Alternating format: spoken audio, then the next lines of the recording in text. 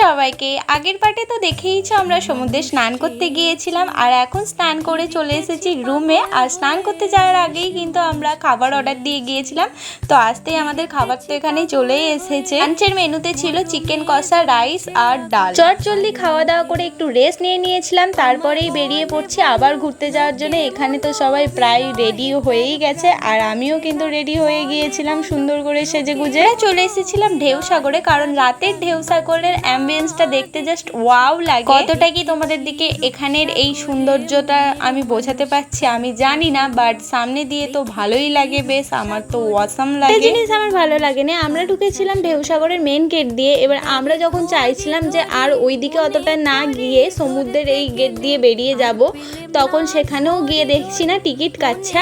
আর আমরা তো টিকিট কেটেই ঢুকেছিলাম, তাহলে আমরা বেরানোর সময় কেন টিকিট কাটবো? তারা সেখানে গিয়েও আমাদের দিকে টিকিট কেটে বেরোতে হবে।